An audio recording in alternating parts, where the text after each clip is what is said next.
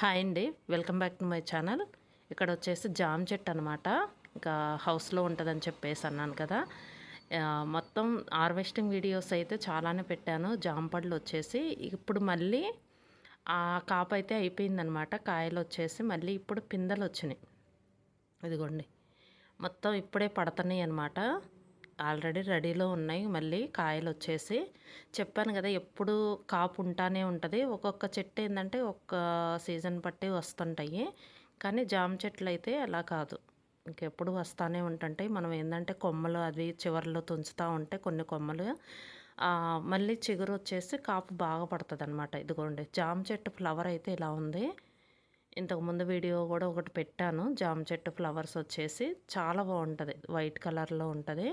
పైన ఇలా రేకుల్లాగా వస్తాయి అన్నమాట. ఇవేంటంటే ఇంకా వడబడే కొంది కింద రెబ్బలు అనేది రాలిపోతాయి అన్నమాట. చూపిస్తాను అది కూడా. కానీ ఎప్పుడు ఏ ఒకటి పడతానే ఉంటాయండి కాయలు వచ్చేసి. ఈ మొగ్గలు వచ్చేసి ఇదిగోండి ఇలా అయితే వడబడ్డట్టు అయిపోతాయి. కింద రెబ్బలు అనేది రాలిపోతాయి అన్నమాట ఉరకనే.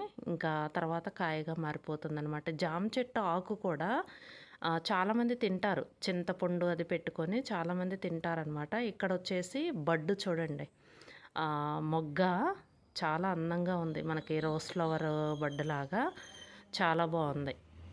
మొత్తానికైతే జామకాయలు అయితే ఇంకా రెడీలో ఉన్నాయండి. మొత్తం పిందెలు వచ్చినాయి చెట్టుకి.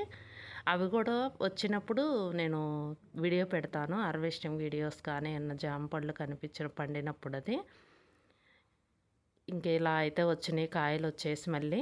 ఇదండి వీడియో. ఈ వీడియో కనుక మీకు నచ్చితే లైక్ చేయండి, షేర్ చేయండి. Thank you.